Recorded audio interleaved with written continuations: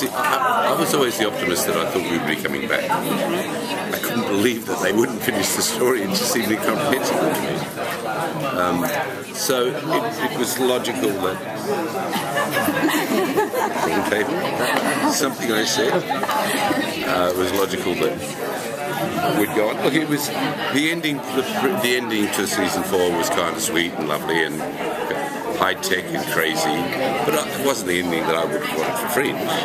So we did it, you know. But it was absolutely right that we had that tag at the end. Are you satisfied with where they left your alternate universe character?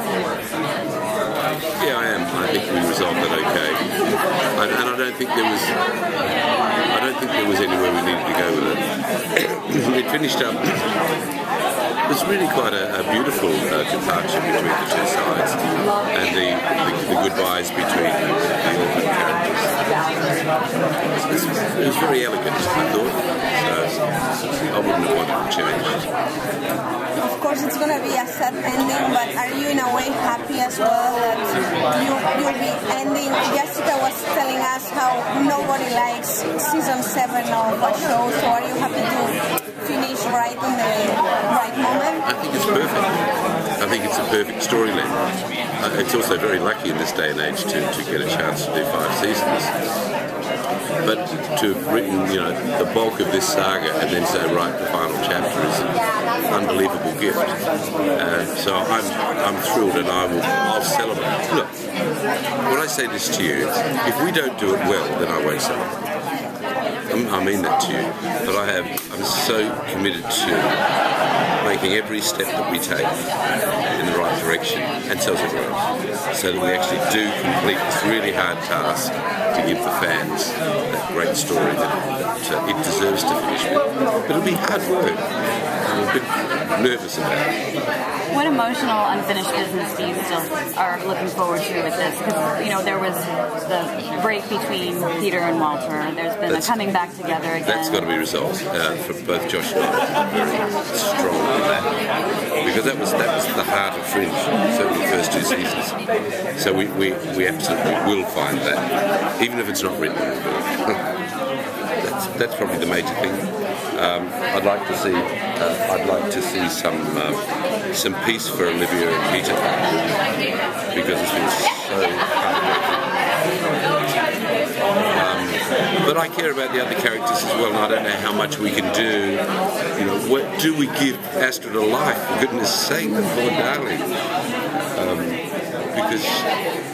But they've got the opportunity to do it. Just put it on a whiteboard and say, we need to do that and that and that and that and that, let's do it. And there's really no excuse for not completing any of those. See, I sound hard-ass, don't I? That's the way I feel at present. I think we just got to work so hard to make it a great success. Cool.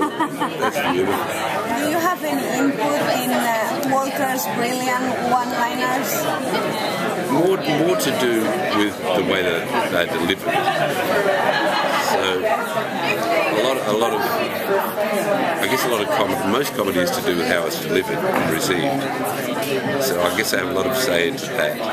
But I don't write the scripts, and I'm, as a matter of principle, always exactly on script. Otherwise you get yourself in awful trouble if you start to make up your own stuff. I do a lot of improvisation, enormous amount of improvisation within the actions and movements of the scenes, and I stay on script. Talking about bringing emotional closure to certain storylines, what do you think, is Walter going to get a chance to kind of resolve the residual guilt that he feels over? Oh, I think he has to. I think Walter wants to get. He's been through the pity, so I think he's got to get up.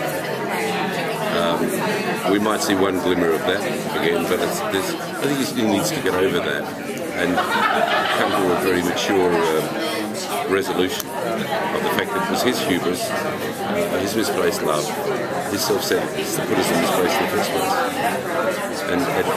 And despite the fact that he has turned into a rather lovely man, he actually has. He, as a mature human being, and to be a really completed literary character, needs to come to grips with that resolve, and that's what will happen this storytelling. Are you gonna try to steal any props from the show for sentimental purposes? Or?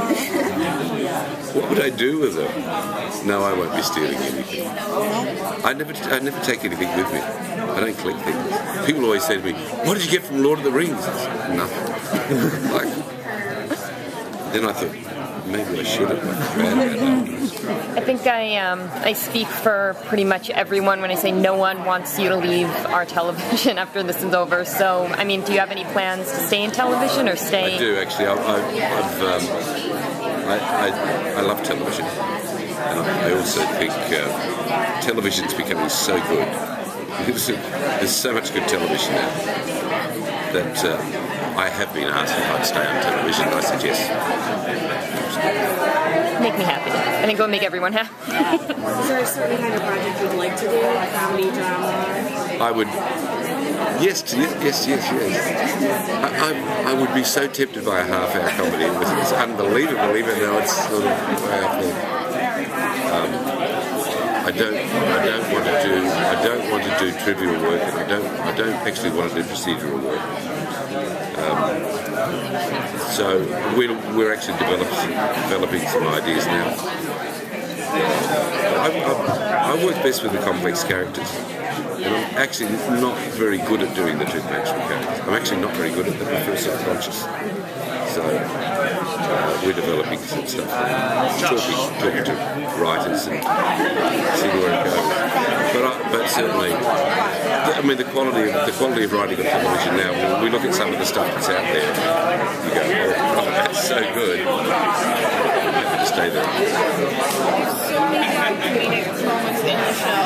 Reminding that were hard, especially were like on this break because Walter has so many like physical comedic moments. It's so surprisingly silly. The one that everyone remembers is the one they mentioned in the panel about when I was on a rant and they said something about falling into her agenda. I remember reading that and thinking, oh my God. And so when the time came to do it, because you don't get rehearsal, you sort of go very fast. And so I thought this will work well if he's got a mouthful of pie. So I had a mouthful of something, Portuguese pie, and then decided to ramp up into a manic fit to do it. And so by the time I got the line out, it was almost indecipherable.